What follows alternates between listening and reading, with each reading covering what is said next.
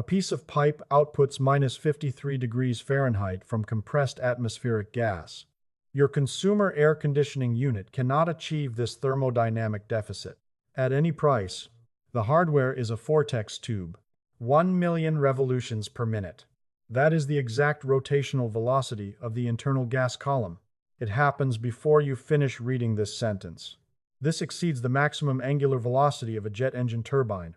It exceeds the cumulative RPM of every electric motor operating inside your house. Combined, the pipe fits in the palm of your hand. It requires no mechanical bearings. It requires no drive shafts. It requires zero physical actuation. Nothing moves. Only the gas molecules, slamming against each other in forced kinetic transfer. For exactly $150, you mount the cylinder to a workshop wall. You attach a standard air compressor hose. You feel the exhaust pour out. -53 degrees Fahrenheit. This is categorized as a chemical refrigerant. It is not a refrigerant. It is not a liquid coolant. It is the exact atmospheric gas you are breathing in your bedroom. Split in half by centrifugal violence. One stream exhausts hotter than a kitchen oven. The opposite stream exhausts colder than a chest freezer. Mechanical engineers define this thermal divergence as the rank of split, a 93-degree separation between two identical streams. The discipline is cold fraction physics. Your bedroom requires only the negative thermal output. A Vortex tube operating at 100 pounds per square inch executes a 50-degree ambient temperature drop in under 30 seconds. You position the pipe in a doorway. You orient the cold port inward. You vent the hot port out a window. The thermal baseline crashes. The 92-degree July air enters your bedroom. It exhausts at 42 degrees. Your centralized unit achieves this on a $500 monthly utility bill. The Vortex tube achieves it for the operational cost of a 1-horsepower compressor. This is assumed to be perpetual motion. It is not perpetual motion. It is hardware running in industrial machine shops across America. It operates inside the electronics enclosures at Tesla manufacturing facilities. It mounts on the cutting nozzles of every Boeing lathe. It functions inside the thermal regulation vests constructed by NASA for technicians operating beneath sealed payload visors. Global industry has leveraged this mechanism for exactly 60 years. The commercial cooling sector executed a strict narrative. They labeled it efficient for factories. They never once named it for you. The physics possesses a strict nomenclature. It has remained visible since 1933, the Ranque-Hilsch split. Every consumer air conditioner on Earth executes an identical mechanical loop. A motor compresses a gas. The compressed gas expels thermal energy outside your wall. The gas undergoes controlled expansion inside your wall. It absorbs the ambient heat. The Vortex tube bypasses this entire cycle. It contains no internal compression motor. It contains no condenser coil bolted to drywall.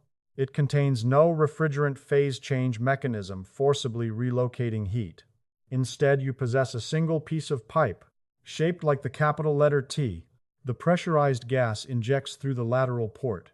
Two exhaust vents occupy the extreme ends of the horizontal axis. The mechanism relies entirely on the vector of entry. Pressurized gas enters the lateral port tangentially. It impacts the internal curvature at a strict geometric angle. It is forced into a violent spiral.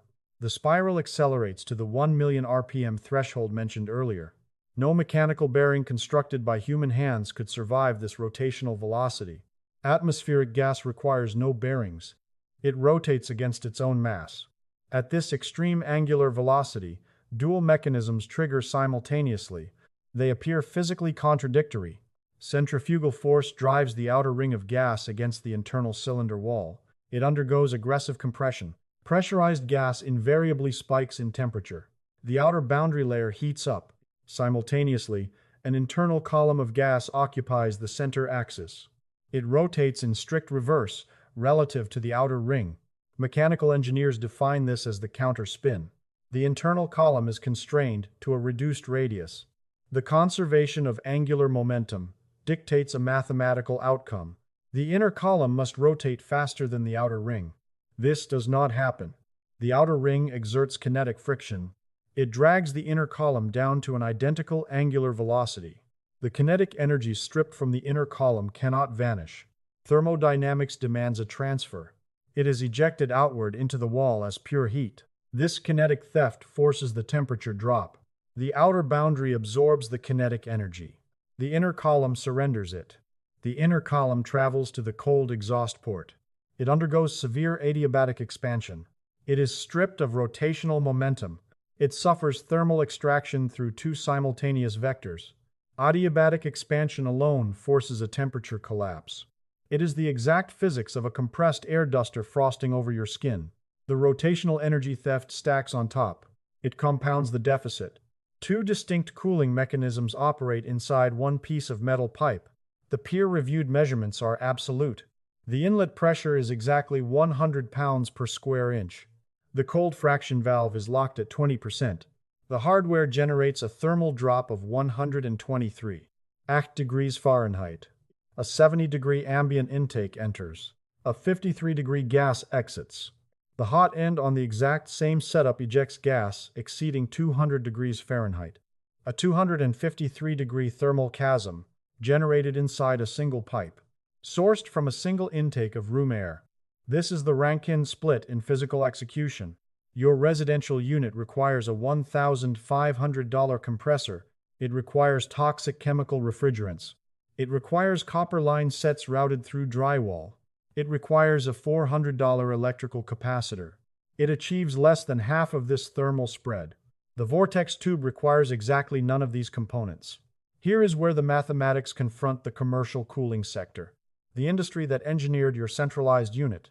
Georges Joseph Rankine was a French physicist, born in 1898. In 1931, he was not attempting to construct a thermodynamic cooling device. He was attempting to engineer an industrial pump. He designed a cyclone chamber to violently separate iron filings from atmospheric gas. He sealed one end of the cyclone tube with a small orifice. He forced high-pressure gas through the lateral inlet. He observed an anomalous physical result. The gas exhausting from the restricted port was scalding. The gas exhausting from the open port was freezing. The identical gas input, the identical metal cylinder, two violently divergent thermal outputs. The mechanism contained zero moving parts. It required zero chemical refrigerant. Rankine filed a patent in 1932. He presented his documentation at the French Physical Society in 1933. He designated the mechanism as temperature separation in a vortex stream. Then, the physics establishment executed a maneuver that dictates why this hardware is unknown to you. They dismissed him completely. They buried the documentation in the archives. The academic reaction was collective apathy. A paper detailed a thermal gradient that violated standard thermodynamic intuition. No senior physicist authorized it. Rankine's documentation sat dormant for exactly 14 years. In 1947, a German physicist named Rudolf Hilsch retrieved the paper. He reconstructed the hardware in his laboratory. He recorded the identical thermal divergence using precise instrumentation. He published an aggressive, rigorous mathematical proof. He named the cylinder the Wirbelrohr. This translates to whirl pipe. From 1947 forward, mechanical engineers recognized the hardware as the Ranque-Hilsch vortex tube. It took global industry another 15 years to leverage it. Why the commercial sector never integrated it requires the second branded concept of this analysis. They define it as the efficiency trap. A vortex tube functions at precisely 20% of the thermodynamic efficiency of an ideal Carnot refrigeration cycle. This is a mathematical absolute. For a defined input of electrical energy, a compressor-based unit relocates 5 times more heat than a vortex tube. On an architectural spreadsheet calculating whole home temperature regulation, this efficiency gap is fatal. If the objective is to cool a 10,000 square foot commercial complex, the vortex tube is statistically inferior to a centralized chiller. Every time, the efficiency trap is mathematically accurate.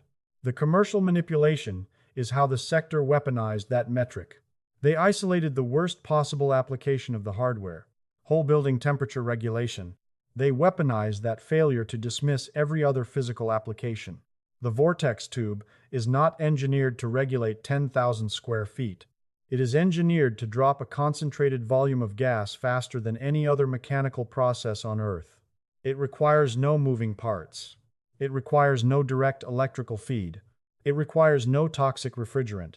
It requires no structural penetrations except the hot exhaust port. For regulating a single room, for cooling a single machine nozzle, for chilling a single electronics cabinet, for dropping the core temperature of a single human body, it decimates every alternative in cost per cooling capacity. At the microscale, thermodynamic engineers have recognized this physical reality since the 1940s. The peer-reviewed literature is absolute. The industrial applications are currently running inside manufacturing facilities you pass during your daily commute. This brings the second fixed metric of this analysis. A single industrial vortex tube generates up to 10,000 of 200 British thermal units per hour of cooling capacity. This translates to roughly 1.8 kilowatts of pure thermal deficit. It requires a 5-horsepower compressor, a machine that sits on a standard workbench. This matches the cooling output of a mid-tier portable air conditioning unit, a unit that retails for $400. The Vortex tube costs exactly $40. It functions indefinitely. It contains 0 moving parts to fail. You assume this technology is theoretical.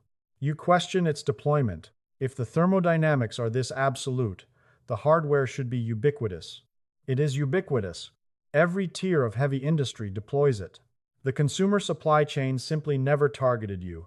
A corporation designated Vortex Incorporated, now a subsidiary of ITW, they have distributed Vortex tubes commercially since 1961.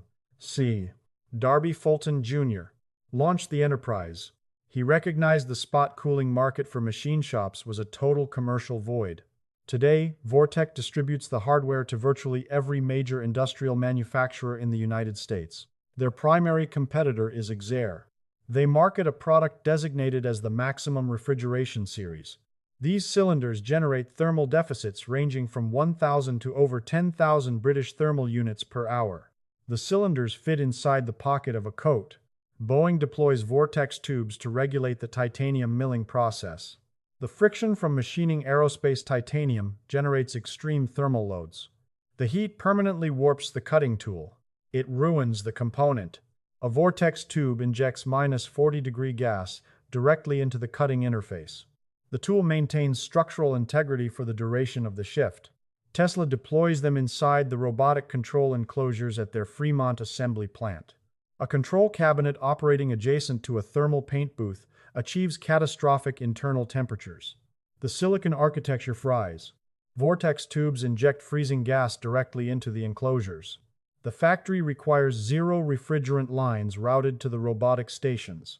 NASA engineered thermal regulation suits using the exact same hardware. Technicians operate inside sealed payload bays wearing full-body isolation layers. The technician connects the internal vest to the facility's centralized compressor. They manipulate the cold fraction dial. They operate inside the suit, with 40 liters of sub-zero gas circulating across their chest. This thermal regulation architecture is standard issue for industrial welders, for foundry operators, for military explosive ordnance disposal teams operating in desert theaters. Every industrial application shares an identical physical geometry, small volume thermal regulation, at a concentrated physical point, supported by an established pneumatic infrastructure. In every instance, the Vortex tube is the primary solution. It is not a secondary backup. Global heavy industry is built on this cylinder. It has been for exactly 60 years. The consumer supply chain ignores you for a strictly financial motive.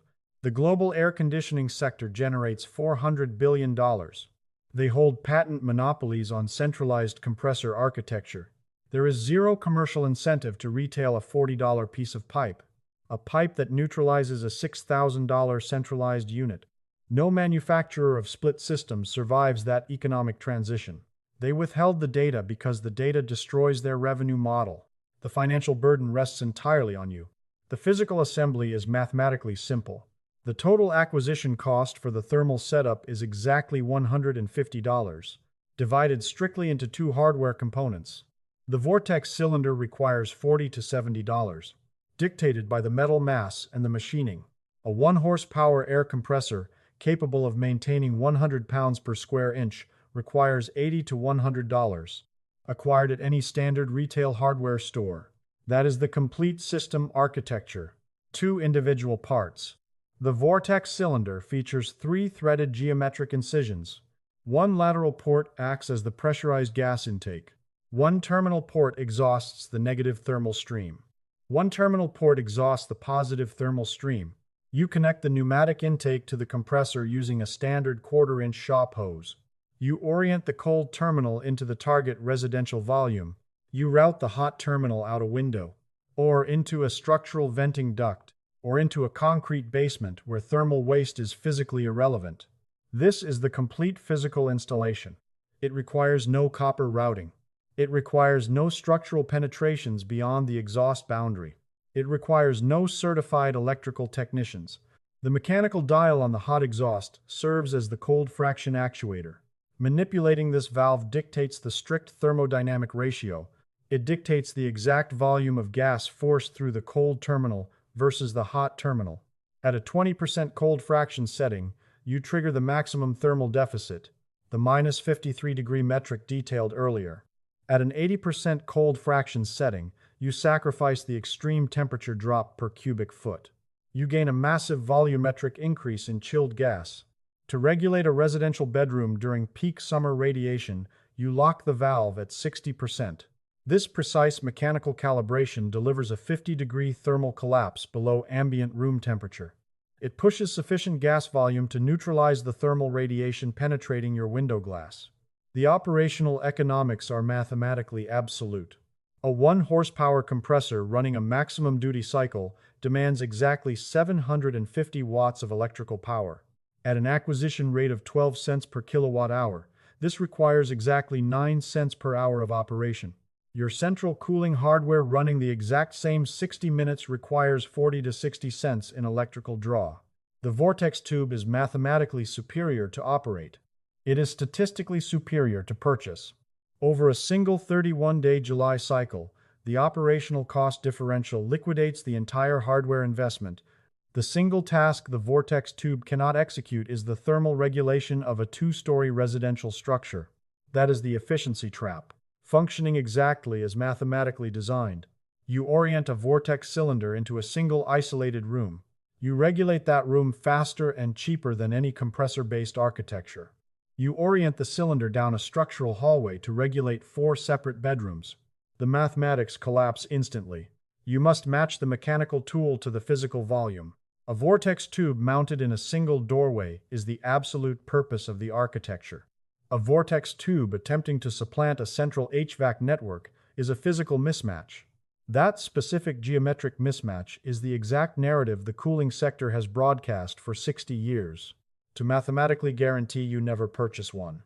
If a $150 metal cylinder collapses a room's thermal baseline by 50 degrees without chemical refrigerant, observe what $300 of subterranean plastic tubing forces upon an entire residential structure. If this data recalibrated your perception of the physical mechanics governing your reality, initiate a subscription. We are extracting the technological history they attempted to erase. We will engineer a strictly logical future. The next mechanical anomaly is pending.